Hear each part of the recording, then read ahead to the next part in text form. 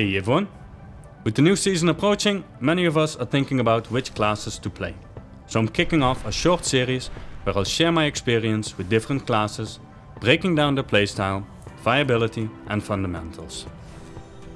The goal is to give you a quick solid overview to help you decide if a class is right for you and get you started with the bare fundamentals. This will not be a full comprehensive guide, since I figured you can already find quite some of those online. In this video, I will start with the Protection Warrior. Protection Warrior is a well-rounded tank that excels at damage mitigation, setting it apart from other tanks that rely more on self-healing to stay alive. While it does have one active heal on cooldown, its true strength lies in its raw durability and shielding. Often considered the true tank among tanks, Protection Warriors wield a big shield and a vast toolkit of defensive abilities. This innate tankiness frequently makes them one of the strongest tanks early in an expansion or season. That said, they're not completely reliant on healers. By properly rotating through your defensive cooldowns, you can stay on your feet even when the rest of your team wipes and has to run back to finish off the pull. I personally find Protection Warrior to be one of the more relaxed and straightforward tanks to play. However, that doesn't mean it lacks depth. Like many specs in the game, it has layers of complexity that keeps the rotation engaging and provide plenty of room for improvement. Mastering key abilities like Spell Reflect or Intervene at the right moment can boost your damage or even save a teammate from dying. Another unique strength is Ignore Pain, which not only smooths out incoming damage but also serves as a great indicator of how much damage you're actually taking without the stress of seeing your health chipping away. This makes it easier to decide when to go full offensive or play defensively and focus on mitigation, which I'll cover in more detail shortly. Like all classes, warriors have two hero talent options to choose from: Mountain Thane and Colossus. Mountain Thane revolves around harnessing the Earth's power, becoming an avatar and unleashing thunderous attacks that would make even Thor jealous. Its frequent Thunderclap and Shield Slam resets greatly improve rage regeneration and survivability, making it the preferred choice in Mythic Plus due to its strong sustain and control. Colossus, on the other hand, is the more physically focused option and is a viable choice for raiding. It converts damage taken into offensive output, heavily buffs Shield Slam and excels in single target execute focused gameplay. At the moment, Mountain Thane is generally considered stronger, especially in Mythic Plus, but Colossus still has its place in raids for those who prefer a more offensive, Shield Slam centric approach. Learning to play, Protection Warrior is one of the easier tanks to pick up, but mastering it takes skill and awareness. The core of its gameplay revolves around optimizing the uptime of your two main active mitigation abilities and the buffs they provide, while strategically rotating between your defensive cooldowns. Mobility is also a key part of the spec. You'll be charging and leaping from pack to pack, keeping the fight under control while maintaining your defenses. Shield Block is one of your two primary active mitigation abilities and comes with two charges.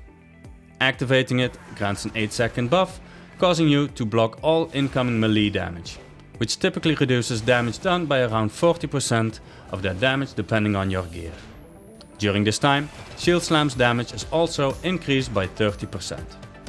By strategically using Shield Charge at the right moments, especially during pulls, you can maintain near 100% uptime on Shield Block, which is your first thing to focus on when learning the spec.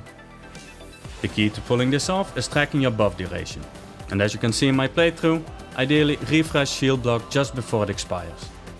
But in some cases, letting it drop off briefly when you're not expecting melee damage. Not focusing on charges or cooldown, even if many guides suggest otherwise. Just keep an eye on the cooldown and anticipate with Shield Charge if needed. Next to Shield Block, we have Ignore Pain, an ability that grants a stacking damage absorption shield, mitigating 50% of all incoming damage. You can stack the shield up to a maximum of 2.7 million damage, making it a key tool for reducing damage intake. To maximize your survivability, Ignore Pain should be maintained alongside Shield Block at all times.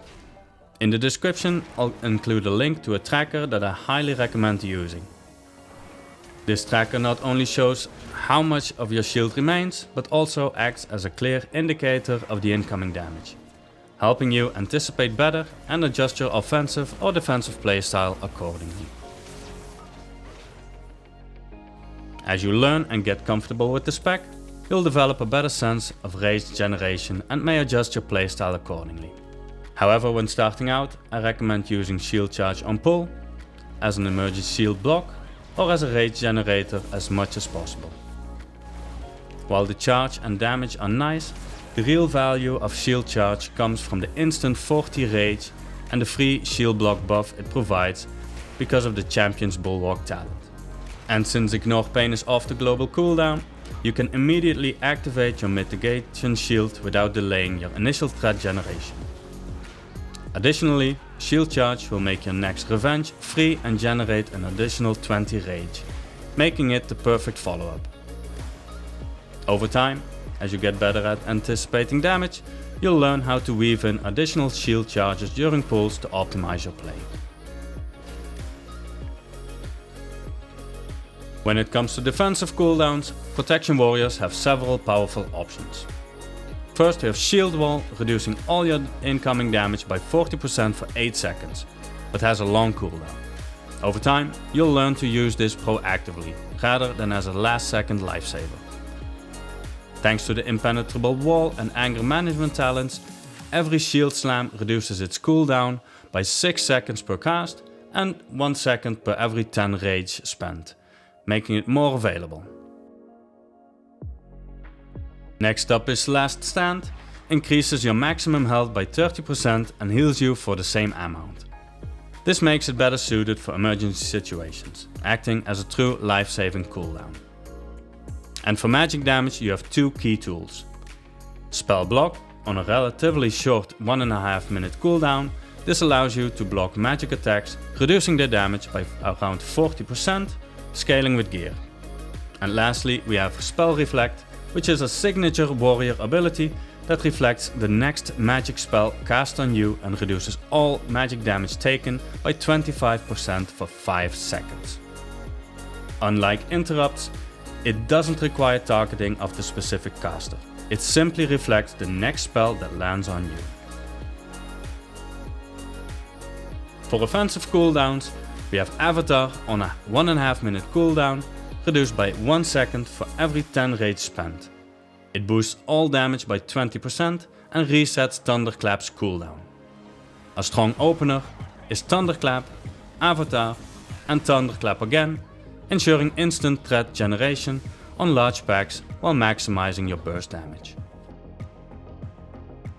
Ravager and Champion Spear both have a 1.5 minute cooldown and can be placed at a target location. Ravager is the stronger option and can be used at the start of a pull to help generate threat quickly if needed. The last offensive ability I would like to talk about is Revenge. Some guides suggest ignoring this ability completely, which is completely wrong. Revenge is essential because it synergizes with multiple talents. Procs make it free, or it refunds rage when used, and it has a chance to reset Shield Slam's cooldown. To optimize your rotation, never waste a Revenge proc while Shield Slam is on cooldown. Check your Ignore Pain tracker. If your shield is strong and lasting long, spending rage on Revenge is well worth it.